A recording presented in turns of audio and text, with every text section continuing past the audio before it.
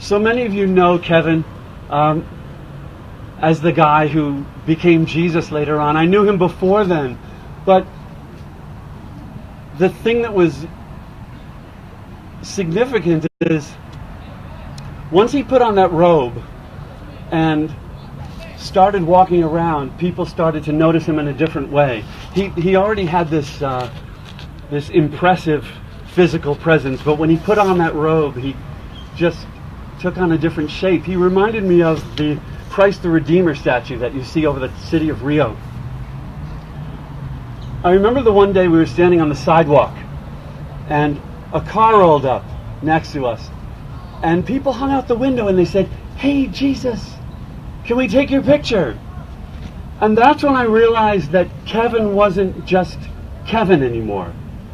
He became our Jesus. Our Jesus, whose name is Kevin. Our Jesus, whose name is Kevin. WeHo won't be the same. Your work is done. You've gone back home to the place in the stars called heaven. Thank you. And now I'd like to introduce Mayor Pro Tem and Councilman John Duran. When I first met him some time ago, I asked, what's your name? And then I forgot it was Kevin because he just became Jesus. Hey, Jesus. And wherever we saw him around the city of West Hollywood when he was taking on fundamentalists at the corner of Santa Monica Boulevard and La Cienega on Gay Pride weekend, he towered over them with their hateful signs to have Jesus in full robes just standing there, smiling at them, was so reassuring to so many LGBT people here in the city of West Hollywood.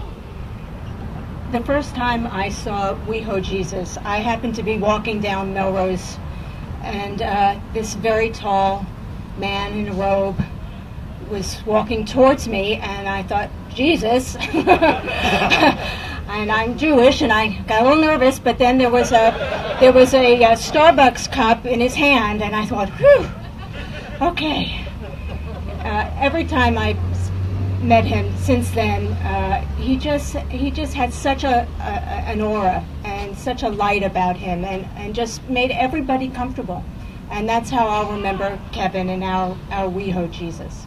At the Comedy Store, if people don't know, it's kind of a place for misfit toys. When I first met him, I was a little weirded out, but then I realized, not only is he good, but is he a guardian angel?